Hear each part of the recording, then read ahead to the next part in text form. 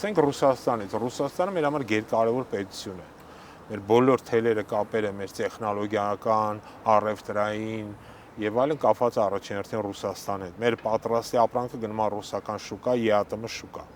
Մեր էներգետիկ առումով մենք բավական լուրջ աշխատանք ենք կատարում հենց ԵԱՏՄ-ի հետ, ու առաջին հերթին Ռուսաստանի հետ։ Այլ ընտրանք այստեղ չկա, դա էլ ասեմ, հատկապես եթե խոսքը գնում է ատոմային էներգիայի մասին, սա ավելի շատ PR-ի բնագավառից է, սա քանդենք մյուսը բացենք, ասե իրականությունից։ Իրականում իրանք ոչ են կարան առեն, ոչ կարան սա փակեն, ոչ կարան ինչ-որ նոր բան բացեն։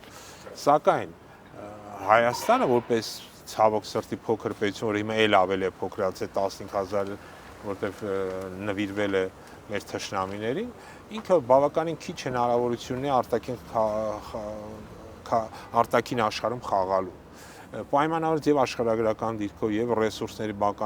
բացակայությամբ եւ թշնամական շրջապատով, որ ունենք, բոլոր այն թեզերը, որ եկեք մենք բարեկամություն անենք մեր թշնամիներին, սա ոչ միայն ծիծաղել է, սա շատ վտանգավոր է, որտեղ մեր ամեն անգամ հայոց ցեղասպանությունը, հայերի կոտորածները սկսվում է, երբ որ մենք ասում ենք, եկեք այսօրվանից մոռանանք ինչ եղել է, նոր զրոյից սկսենք։ Ամեն անգամ, երբ որ մենք զրոյից սկսում ենք մեր թշնամիների հետ հարաբերությունները, մենք այդ ամենը վերածում է աղետի։ Հետևաբար մեր համար շատ կարևոր են կապերը, որոնք կան, որ չկորցնենք, պլյուս գումարելով այլ կապեր։ Իհարկե կարևոր է արևմուտքի հետ էլ հարաբերությունները պահպանել, ոչ ոք չի ասում հակարևմտյան քաղաքականության մեջ մտնել, սա ոչ մի դեպքում